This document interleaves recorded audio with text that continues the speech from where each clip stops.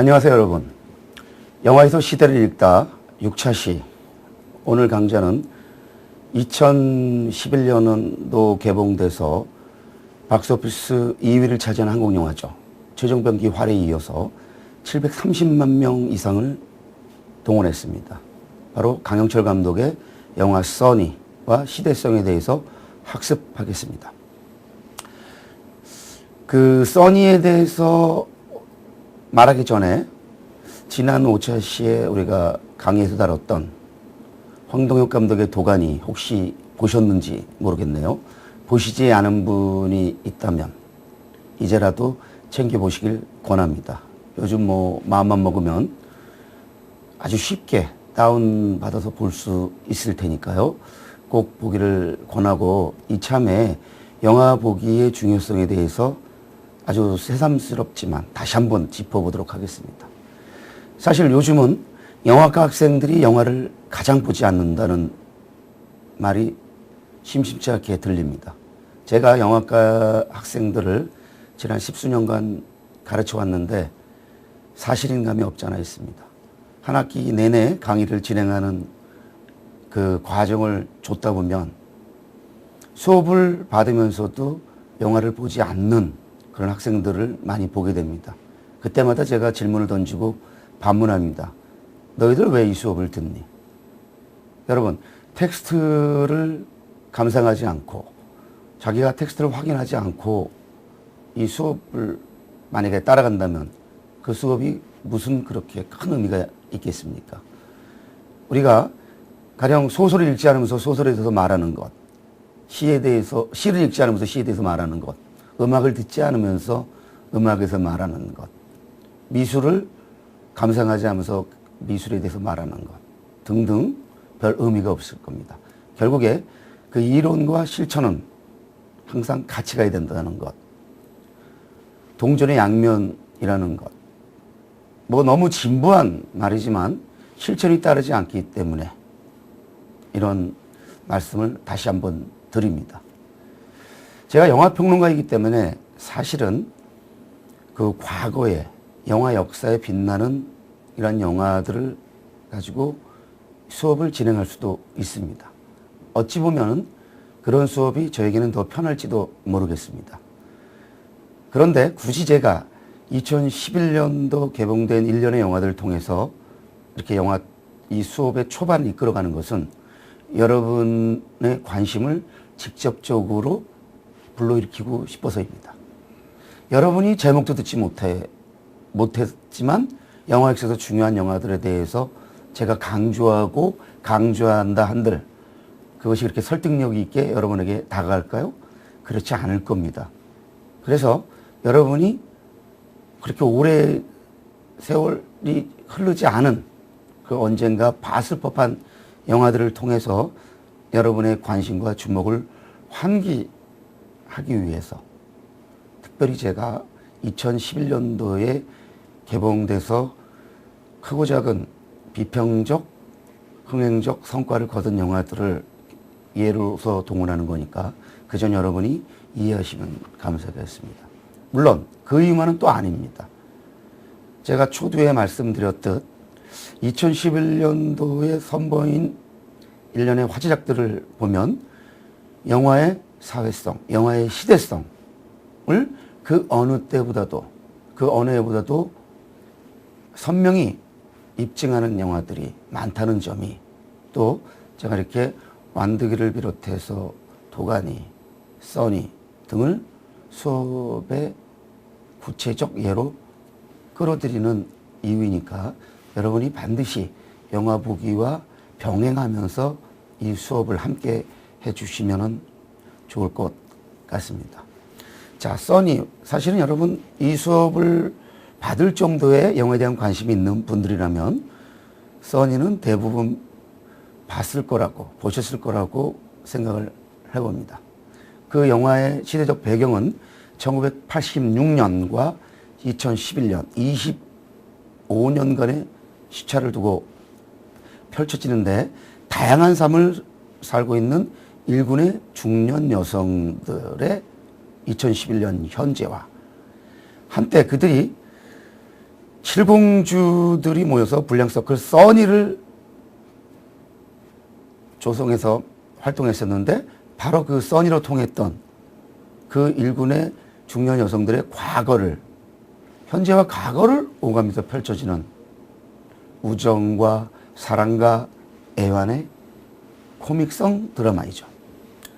알다시피 이 영화는 2011년 5월 4일 개봉돼서 736만여 명이라는 대박을 터뜨렸습니다. 이 감독 강영철 감독은 장편 데뷔작 과속 스캔들로 800만이 넘는 흥행 성공을 일으키면서 한국 영화계에 어떤 주목할 만한 신예로 부상했는데, 보통 두 번째 영화에서는 심심치 않게 실패하는 다른 감독들과는 달리 데뷔작 못지않은 흥행 홈런을 날리면서 겨우 두 편으로 무려 1600만에 가까운 1500만에 근접하는 흥행 성적을 일궈냈습니다. 제가 볼 때 이 기록은 과거에도 없었지만 당분간 앞으로도 있기 어렵지 않을까, 이런 생각을 해봅니다. 강영철 감독 외에도 흥행작부터 안타를 날린 감독은 적지 않습니다. 당장 떠오르는 예가 장훈 감독, 영화는 영화다. 200만에 가까운 흥행 성적을 거뒀고요. 또 의형제를 통해서는 500만이 넘는 흥행 성적을 거뒀죠. 그렇지만 1000만이 안 됩니다. 합해도. 또 김용화 감독, 오 브라더스와 여러분이 좋아하실 법한 미녀는 괴로워, 그리고 국가대표에 이르기까지 연속 흥행 안타 내지 홈런을 날렸죠. 그런데 그 미녀는 괴로워와 오 브라더스 합해서 1000만 아마 전후될 겁니다. 정확한 수치는 제가 기억을 못하겠습니다만, 그런데 강영철 감독은 두 편으로 1500만이 넘는, 1500만에서 1800과 730, 야 정말 놀랍죠. 아마 모두가 부러워할 흥행 기록을 거뒀는데 어떻게 이런 것이 가능했을까요? 그 강영철 감독의 영화를 보면은 우리가 내세울 만한 그런 특별한 스타도 없습니다. 가령 과석 스캔들 때는 차태현이라는 티켓 파워가 아주 뛰어난 스타가 있었습니다만은 박보영은 신예였죠. 또 그 써니, 유호정 씨나 진희경 씨한테는 미안합니다만 그들을 영화계의 스타라고 칭하기는 곤란할 겁니다. 거기 나온 그 젊은 시절의 그 배우들도 그 영화를 통해서 스타덤에 올랐지, 물론 민효린 씨 등등 인기가 있었지만은 그들을 우리가 스타라고 칭하기는 좀 주저됐을 겁니다. 그렇게 스타도 나오지 않는 영화들을 동원해서 두 편을 가지고 1500만이 넘는 흥행 대박을 연소로 터뜨렸다. 자, 한국 관객에 아주 주목할 만한 영화보기 성향을 다시 한번 입증하는 예죠. 한국 영화 관객들은 자기들이 모르는 그 배우들이 나오면은 커다란 관심을 보이지 않기도 하지만 스토리가 좋고 드라마가 재밌다는 입소문만 타면 누가 나오든 관계없이 영화를 찾아가서 보고 성원을 보낸다는 겁니다. 우리 그 영화 만드는 사람들, 또 영화를 평론하는 사람들, 영화를 투자하는 사람들, 제작하는 사람들에게는 감독이 누구냐 굉장히 중요합니다. 왜냐면요, 시나리오 이상으로 연출이 중요하기 때문입니다. 그런데 그 감독이 누구냐라는 것은 꼭 유명하거나 그런 감독일 필요는 없습니다. 신인 감독이라 할지라도 단편이나 시나리오 작업을 통해서 자기 영화적 역량을 입증만 한다면 누구나 영화를 만들고 잘 만든 결과 흥행을 아주 어느 인기 기성 감독 못지않은 흥행 성적을 읽을 수 있다는 거죠. 이것이 아마 한국 영화의 특유한 저력 중에 하나일 겁니다. 강영철 감독이 그런 점에서 대표적인 그런 신의 감독이라고 할 수 있을 겁니다. 자, 이 영화는 일반 개봉판이 성공을 거두자 감독이 다소 욕심을 냈죠. 감독판을, 디렉터스 컷을 개봉을 했습니다. 7월 달에. 그런데 그 영화는, 그 감독판은 그다지 큰 재미를 보지 못했습니다. 제가 이 강의를 위해서 다시 한번 체크해 보니까 약 한 10분여 정도 차이가 나는데요. 일반 개봉판과 감독판은 거의 차이를 느낄 수 없을 정도더라고요. 물론 두 버전 사이에서는 등급 차이가 납니다. 일반 개봉판은 15세고 그 감독판은 18세지만 제가 볼 때는 그 18세 아닌 15세로 감독판을 상영했더라도 별 무리가 없었지 않았나 생각을 해보고요. 그 점에서 영상물 등급위원회의 영화 그 소위위원들이 좀 지나치게 예민하게 반응한 게 아닌가 이런 생각을 해봅니다. 물론 그 등급을 비판하거나 시비 거는 건 아닙니다.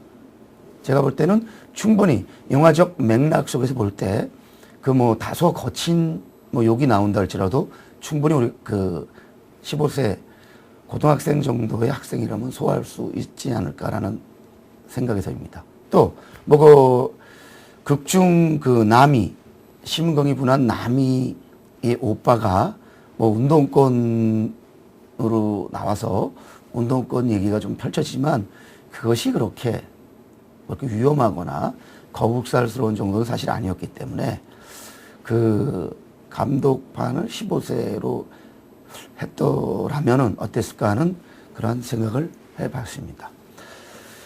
이 영화는 특별히 반가운 것은 여기에 나온 그 배우들이 그렇게 스타성을 이렇게 내세울 것이 없는 연기자들이었지만 아주 좋은 연기들을 주저연할 것이 다 펼치면서 모두에게 행복한 영화가 됐다라는 겁니다. 저는 영화 평론가이지만 감독만 재미 보는 영화 별로 반기지 않습니다. 그 영화에 출연한 배우들, 나가서 그 영화를 함께 만들어낸 스태프들 모두가 다 행복해야지 좋은 영화라고 생각하는 그러한 부류입니다. 특히 감독이 출연한 그런 배우들에게 아무런 영광을 안기지 못하고 자기만 성공을 거두고 재미를 보는 그런 감독, 저는 그다지 좋아하지 않습니다. 영화 평론가이기 때문에 감독 중심으로 생각하기 십상이지만 한 30여 년간 영화를 공부하고 영화 평론을 20년가량 하다 보니까 생각이 바뀌더라고요. 지금 시대는 더불어 함께하는 시대입니다. 혼자만 잘나서 자기만 재미 보는 이런 시대 더 이상 아닙니다. 그런 점에서 감독이 함께 그러한 그 성공의 결실을 나누는 이런 영화, 저는 그런 영화를 좋아하는데 그런 점에서 강희철 감독의 과속 스캔들과 써니는 참 좋은 영화이지 않나 이런 생각을 해봅니다. 물론 정색하고 그 영화를 따지고 들어가면 문제점 많습니다. 그러나 그런 문제점에도 불구하고 써니, 과속 스캔들은 참 덕목이 많은 영화라는 생각을 해봤습니다. 이 영화에는 그 2011년을 살아가는 중년의 여성들 6명과 마지막에 잠깐 등장하는 한 명의 여성이 있죠. 7명의 여성이 등장을 하고 또 1980년대 중반 7명의 써니 멤버였던 그 칠공주가 나옵니다. 그리고 또 칠공주와 그 이른바 욕지거리 배틀을 벌이고 때로는 또 싸움질을 해대곤 했던 또 소녀시대파도 나오죠. 그래서 그 영화에는 그 주조연 단역들이 20여 명 이상이 나와서 자기 기량을 마음껏 펼칩니다. 모두가 다 아주 인상적인 그러한 연기와 캐릭터들을 선보이죠. 그 점에서 써니는 뭐라 그럴까요? 그 여성 인물들 20명이 나와서 그 여성의 진면모를 아주 활짝 펼쳐 보인 괜찮은 영화고, 특별히 그 남자 감독이 만들었음에도 불구하고 그 여성적 관점을 그 취했다는 점에서 페미니즘 진영에서도 높이 평가한 영화로 손색 없다라는 생각을 해봅니다. 자, 여기에 출연한 배우들 이름을 한번 몇 명 거론해 볼까요? 유호정 씨. 유호정 씨 가족 이야기부터 영화는 출발을 하죠. 진희경 씨, 고수희 씨, 홍진희 씨, 이연경 씨, 김성경 씨. 자, 이 6명은 중년 여성인데 이들은 뭐 비중차는 있습니다만은 아주 다양한 삶을 살아가면서 우리의 어떤 삶의 다양한 측면을 또 보여줍니다. 그리고 이들의 그 과거, 고등학교 2학년 시절이죠. 심은경, 강소라, 김민영, 박진주, 남보라, 김보미, 민효린 이렇게 7명입니다. 자, 이 중에는 여러분이 이름 아는 배우도 있고 가령 민효린 씨나 강소라 씨 정도는 알겠죠. 그러나 또 이름 모르는 분들도 있을 겁니다. 이 영화를 통해서 이들은 다 이름을 얻었을 겁니다. 완득이에서 그 아버지인 박수영 씨가 이름을 얻고 이자스민 씨가 이름을 얻은 것과 마찬가지로 그런 점에서 써니는 또 아주 주목할 만한 그 영화적 성취를 일궈낸 영화이지 않을까 이런 생각을 해봅니다. 자, 저는 그 써니를 한번 구체적으로 읽어보는 그런 시간을 가져야 되겠다는 생각을 해봤습니다. 왜냐하면 써니에 대해서 구체적인 리뷰를 하다 보면 이 영화의 어떤 시대성을 짚지 않을 수 없고요. 이 영화의 시대성의 특징 내지는 한계를 우리가 짚을 수 있기 때문입니다. 이 써니 읽기는 제가 그 고정적으로 그 쓰곤 했던 그 사이트입니다. 종합음악 전문 사이트인데요. EZM, EZM, COKR입니다. 그 대한민국을 대표하는 대중음악 평론가인 임진모 씨가 운영하는 사이트인데 거기에 시네마 앤드 OST, 오리지널 사운드 트랙이라는 고정면이 있고 거기에 몇 사람의 필자가 동원하면서 원고를 쓰는데 그 필자 중 한 명이 저입니다. 제가 2011년도 써니를 보고서 써니 과속 스캔들보다 진일보한 한국 대중영화의 어떤 수준이라는 제목으로 원고를 썼었는데 그 원고를 기준으로 써니를 읽어보도록 하겠습니다. 써니는 단적으로 여러분이 너무나도 잘 아시는 각종 감독의 엽기적인 그녀의 강형철 버전이자 칠공주 버전이라 할 수 있습니다. 또 곽재원 감독이 손예진과 조인성 그리고 조승우를 기용해 만들어낸 또 한편에 아주 잘 만든 멜로드라마죠. 클래식의 엽기적인 그녀 버전이라고 할 수 있을 겁니다. 이 써니는 이런 영화들을 자유롭게 오가면서 솜씨 좋게 인용하고 때로는 경의, 오마주를 바칩니다. 캐릭터라든지 극 설정이라든지 대사라든지 등등 영화의 여러 층위에서 인용하고 오마주를 바칩니다.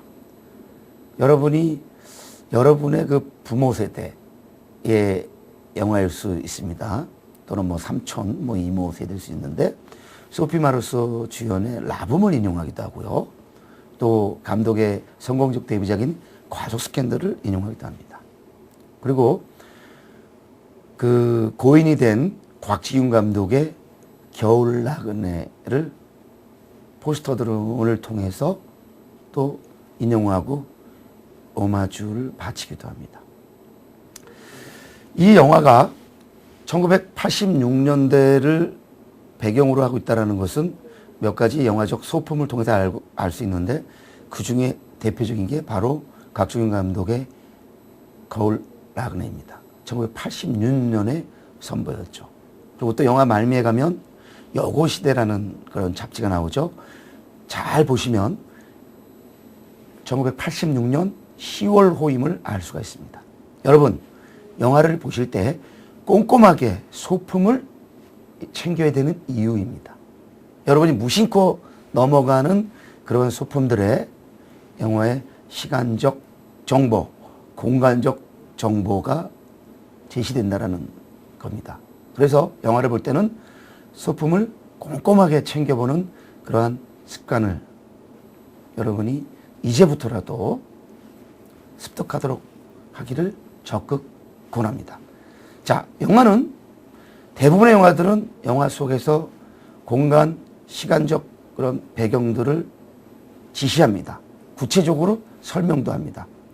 그러나 어떤 경우는 구체적으로 그렇지 않을 경우 있습니다. 바로 그럴 경우는 여러분이 바로 소품이나 소품 등을 그런 것 등을 통해서 그런 거를 꼼꼼히 챙겨봄을 통해서 여러분이 짐작해야 됩니다.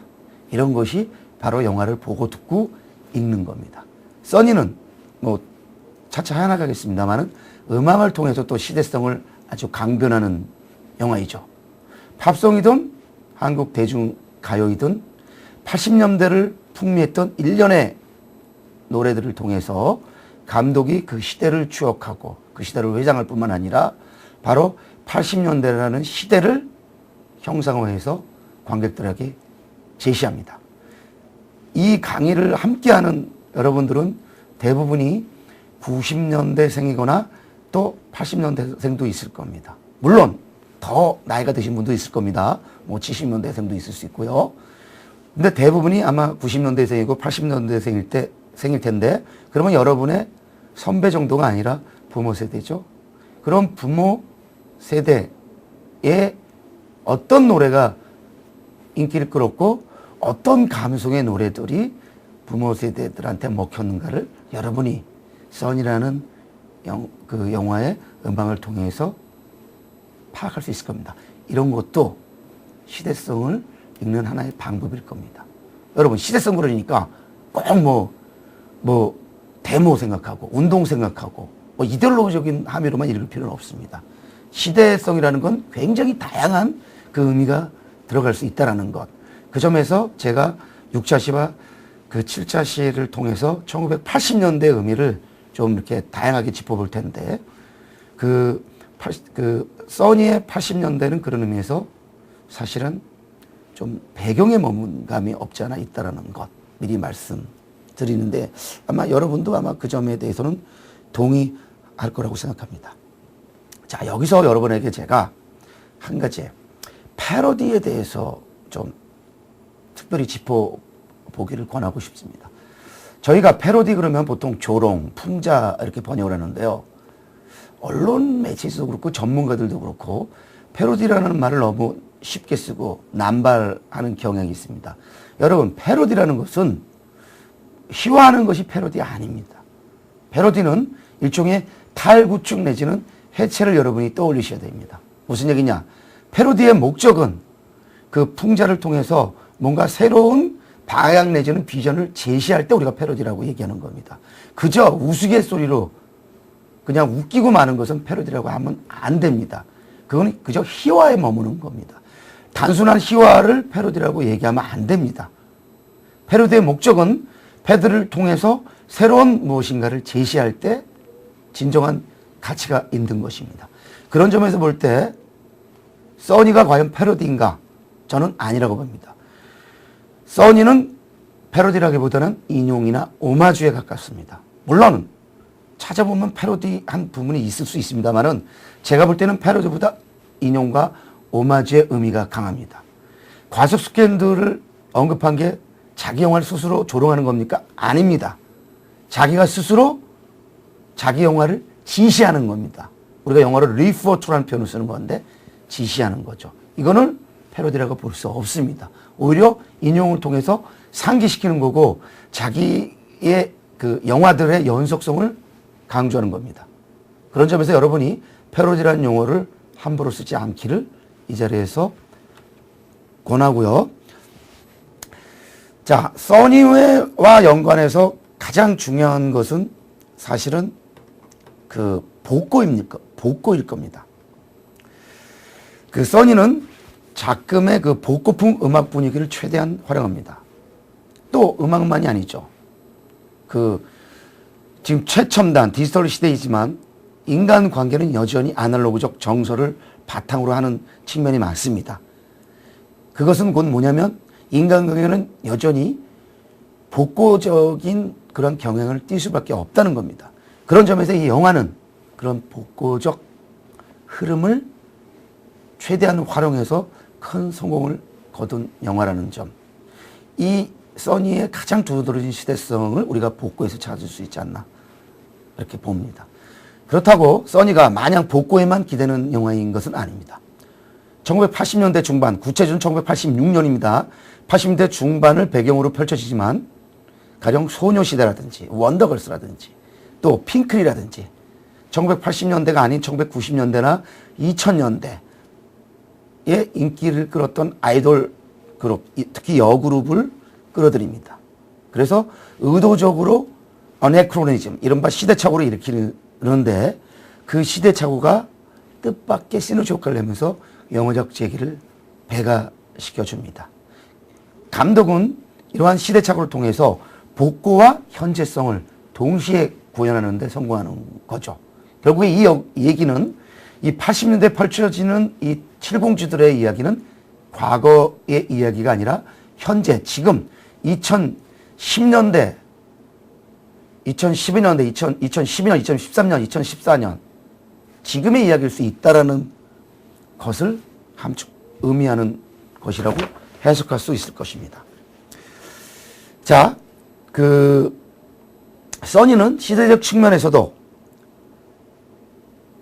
일부러 의도적으로 치닫지 않나 이런 생각을 해봅니다. 1980년대 중반을 마치 1970년대나 1960년대인 양 1980년대가 아니고 더 오래전 시대인 등 묘사하기 때문에 그렇습니다. 저는요, 이 써니를 보면서 이 80년대는 제가 고등학교 시절이었던 1970년대를 닮았다라는 생각을 많이 하면서 봤습니다. 그러면서 참 재밌다.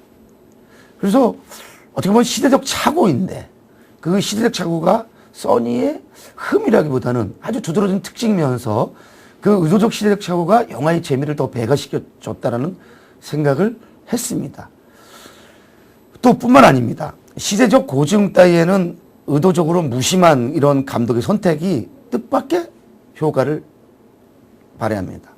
그래서 이 시대적 착오해지는 이 시대적 고증의 무시와 연관해서 이 어떤 한 기사를 여러분한테 소개하고 싶은데 그 기자가 이렇게 질문을 합니다. 정확히 영화의 시대적 배경은 언제인가? 그 영화 속에 나오는 로키4의 국내 개봉은 1987년 7월이다. 그리고 나미의 빙글빙글은 1985년이다. 그리고 조유라는 그룹의 인기 그룹이었죠. 터치 바이 터치라는 노래는 1985년에서 1986년을 걸친다. 또 음악 다방에 걸린 록 그룹 포이즌의 LP판은 1988년에 나온 것이다. 자, 영화는 1986년을 배경으로 펼쳐지는데 1985년부터 88년까지 이렇게 자유롭게 오가면서 80년대 중반을 말합니다. 자, 이 영화가 만약에 역사물이었다면 이 영화는 비난을 모면할 길이 없을 겁니다. 그런데 이 영화는 사실 역사극은 아닙니다. 1980년대와 2011년이라는 현재를 오가는 영화이지만 이 영화는 시대극은 아닙니다. 그런 점에서 그런 역사적 고증으로부터 좀 자유로웠고 이것이 그렇게 크게 문제가 되지 않았고 오히려 이 영화의 덕목으로 작용을 했죠. 이 기자의 질문에 대해서 감독은 이렇게 답합니다. 연대는 뚜렷하게 정해놓지 않고 두루뭉술하게 갔다. 대충 1985년이나 1986년으로 정했다. 대충이라고 얘기했지만 영화에는 분명히 1986년이라고 못을 박았습니다. 왜냐? 그 칠공주들의 고2 시절이고요. 영화에는 겨울나그네 포스터라든지 또 그 여고시대라는 잡지를 통해서 1986년이라는 시기를 구체적으로 지시합니다. 물론 전영록 그리고 가수 김승진의 LP라든지 포스터 등을 통해서는 1986년이라는 그 구체적 시기를 못 박질 않습니다만은 분명히 영화 여기저기에서 1986년이 구체적으로 제시됩니다. 그럼에도 감독은 특별히 86년으로 한정하지 않고 85년인가 86년으로 정했다라고 이렇게 느슨하게 말합니다. 그러면서 이렇게 말합니다. 틀렸다고 말할 수도 있지만 1980년대 중반이라는 애매한 설정으로 간 거니까 그런 맥락에서 봐달라. 그런 컨텍스트에서 봐달라고 요구를 합니다.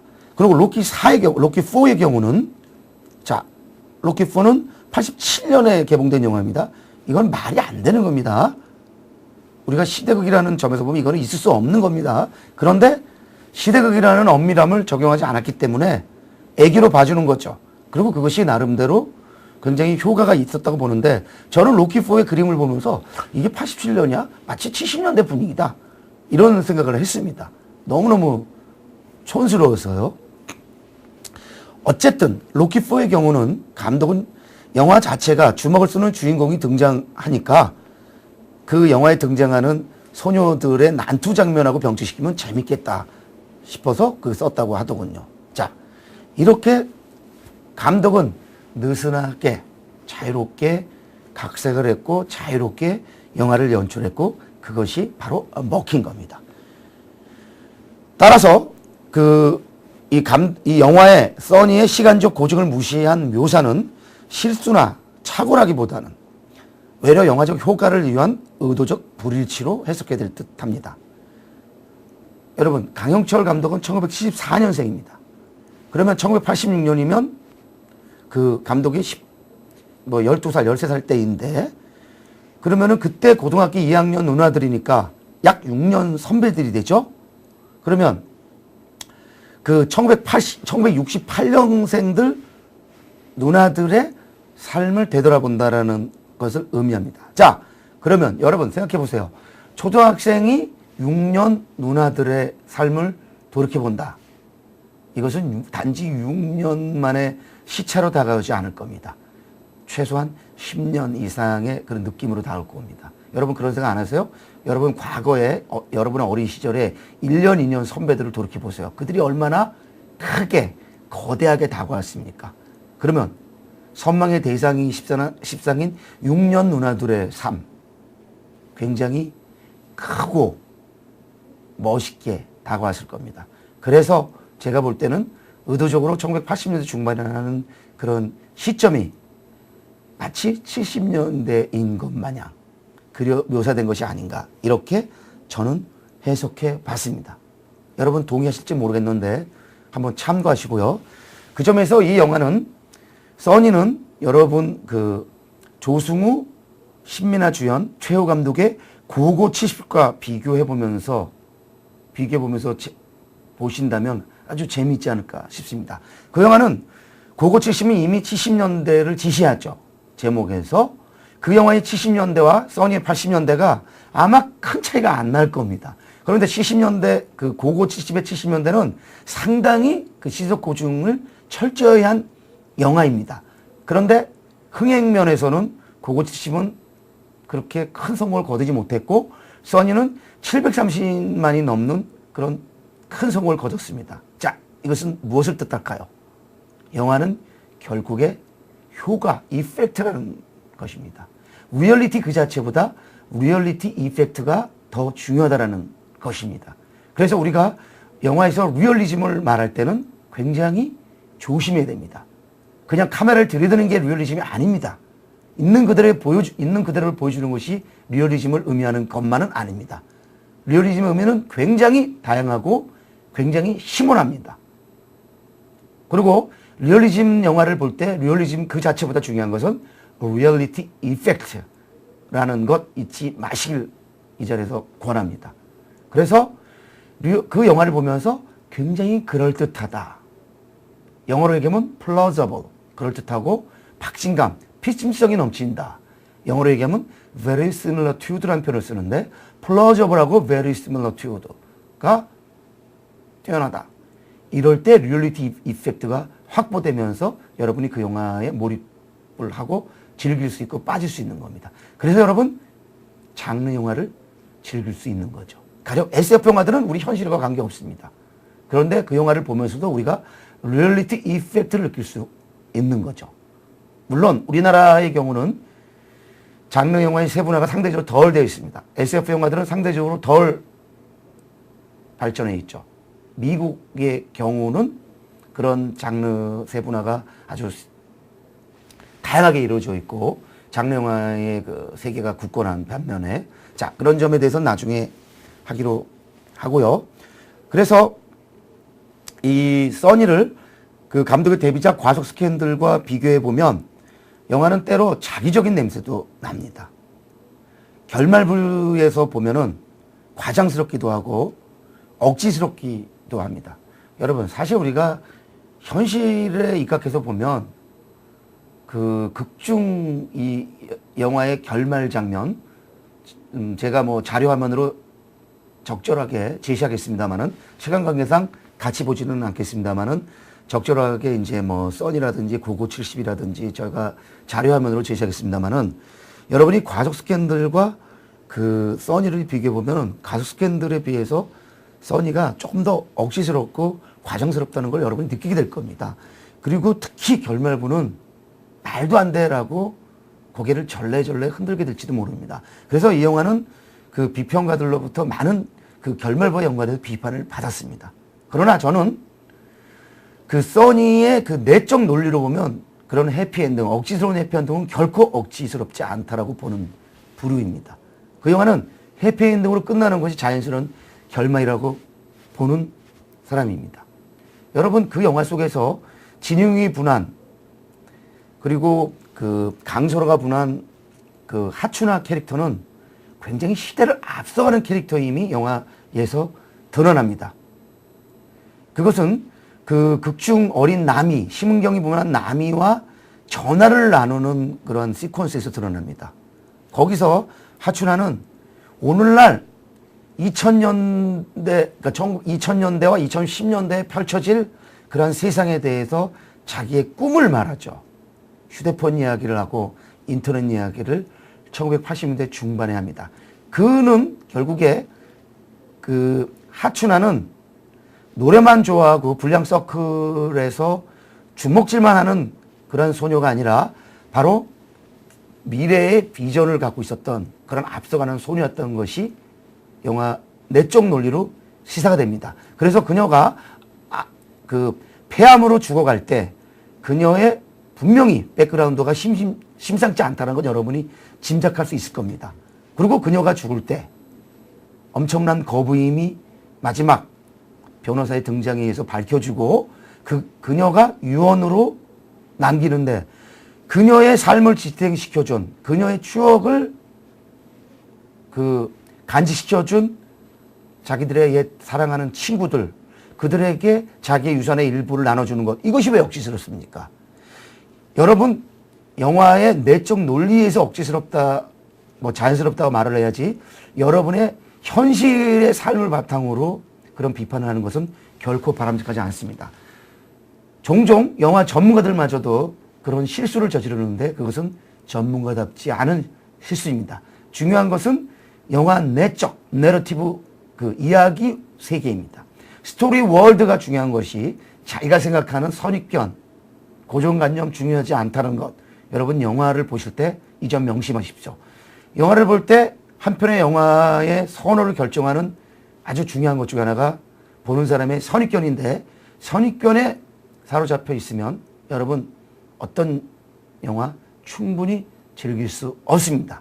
그 영화의 매혹 즐길 수 없습니다. 이 자리에서 다시 한번 그런 선입견과 고정관념으로부터 자유롭기를 여러분에게 적극 권하고 싶습니다. 자, 사실 이 영화의 흠들을 지적하고자 하면 뭐 없지 않습니다만 그런 흠들이 이 영화에는 전혀 문제가 되지 않습니다. 방해가 되지도 않습니다. 오히려 장점으로 비상합니다. 무엇보다 써니의 극적 호흡이, 극적 리듬이 탁월합니다. 영화는 현실 논리가 아니라 때론 그 논리를 벗어나기를 마다치 않으면서 배짱두둑한 극적 설득력으로 그 어느 영화 못지않은 아까 말씀드린 현실 효과, 리얼리티 이펙트를 획득하는 데 성공하고 그 성공으로 인해서 기대 이상의 730만이 넘는 큰 성공을 일궈내는 거죠. 그야말로 써니의 영화적 핏진성, 어려운 용어입니다만 핏진성, Family Very Similar To의 개가라고 할 수 있는데, 이러한 영화의 덕목들 덕분에 2시간가량의 그 영화 속으로 우리가 몰입을 할 수가 있는 거고, 그 몰입을 결국엔 영화에 크디 큰 성공을 가져다 준 겁니다. 고고 70과 써니의 결정적 차이는 영화적 수준이 아니라 바로 영화적 재미와 영화적 설득력으로 인한 바로 뭐라 그럴 거야, 몰입의 차이에 의한 것이지 않을까, 이런 생각을 해봅니다. 써니는 또한 플롯이 기가 막힌 영화입니다. 한마디로 플롯의 승리라고 할 수 있는 영화입니다. 아까 말씀드렸듯 그 플롯이 워낙 뛰어나기 때문에 영화의 극적 호흡, 극적 리듬이 출중한 거죠. 그 점에서 써니는 과적 스캔들을 어떻게 보면 능가한다고 할 수 있지 않을까. 차태현 같은 배우가 없음에도 불구하고 이렇게 큰 성공을 거둘 수 있던 것, 그것은 이 써니의 플롯이 그만큼 출중했기 때문이 아닌가, 이런 생각을 해봅니다. 플롯만이 아닙니다. 스타라고 내세울 사람이 없었음에도 불구하고 또 그냥 그저 그런 출연진들이 이미 말씀드렸듯 더 이상 바랄 게 없는 아주 멋진 실감 연기들을 잘 펼치면서 그 플롯들을 훌륭하게 소화내죠. 또한 써니는 그 영화의 주제, 문제의식에서도 주목할 만합니다.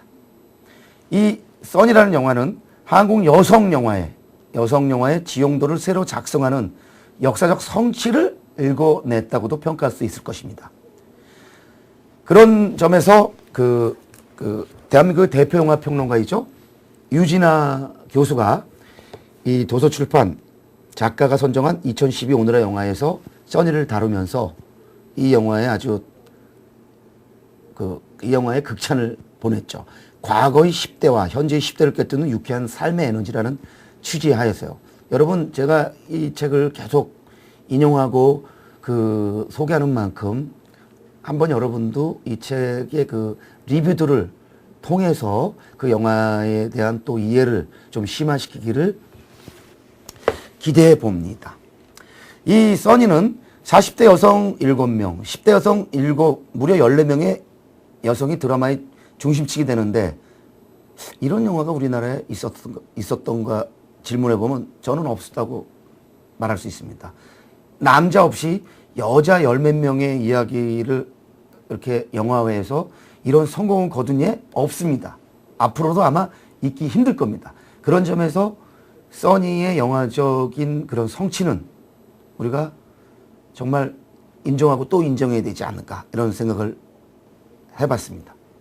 자, 남자들 좀 기분 나쁘실지 몰라요. 남자들이 이렇게 주변부에 머물렀었던 영화 없었을 겁니다. 그런데 이 영화 기분 나쁘지 않습니다. 남자들도 이 영화를 보면서 즐거워했고 기분 좋게 볼 수 있습니다. 이 영화가 성공한 또 하나의 이유죠.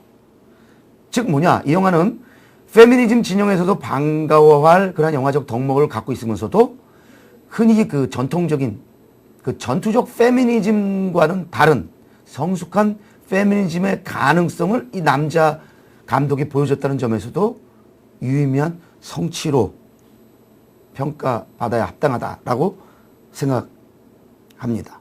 그래서 저는 감히 이 써니의 성취 앞에 좀 과장을 섞어서 말하면은 great, 위대한이라는 수식어를 붙여도 무방하다고 보고 있습니다.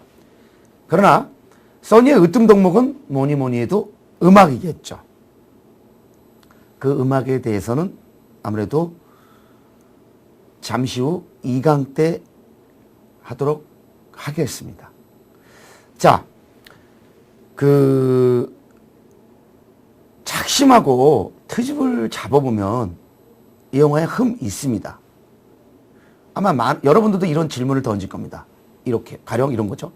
하필 어른 남이는 왜 그렇게 현모양처일까? 왜 그렇게 남편에게 고분고분하고 딸에게 꼼짝 못할까? 못마땅하지 않습니까? 왜 장미는 시종 외모 컴플렉스에 시달려야만 할까요? 춘하는 또 무슨 수로 그토록 큰 부자가 됐을까요? 이것은 이미 영화적으로 제시가 됐으니까 이런 질문은 던질 필요가 없겠죠. 또 왜 복희는 수집 작부로 낙오의 삶을 살아야 했을까요?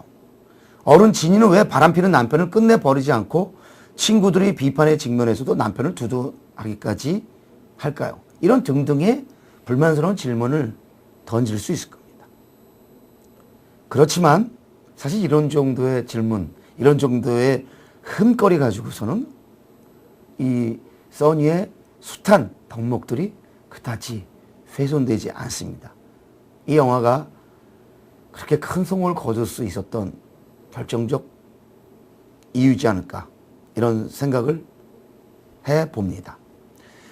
자, 이 영화의 가장 큰 아쉬움은 사실은 80년대를 묘사한 그런 측면에서 우리가 짚을 수 있는데 바로 써니의 시대성은 우리가 흔히 비루하고 야만적이까지 했던 1980년대라는 시대와는 별 상관이 없다라는 겁니다.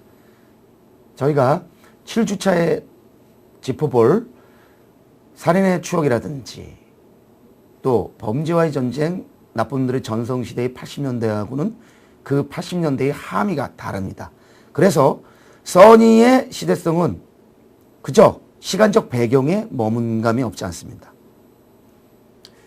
사실 아쉽습니다. 그에 대해서 제가 인용한 그 기자 인터뷰에서 감독이 이렇게 밝혔습니다. 기자가 이제 청춘을 정치와 무관하게 소비하기 시작한 첫 세대가 영화 속 주인공들이 아닐까 싶다.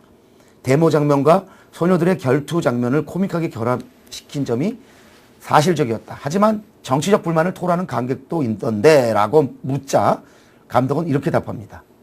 정치나 사회에 대해 정색하고 다루는 영화라면 그 장면을 그렇게 찍지는 않았을 것이다. 하지만 써니는 단지 소녀들의 시점에 맞춘 영화다. 그래서 부조리한 상황을 유머러스하게 표현하고 싶었고 또 개인적인 추억 속의 무용담 같은 거다라고 말합니다.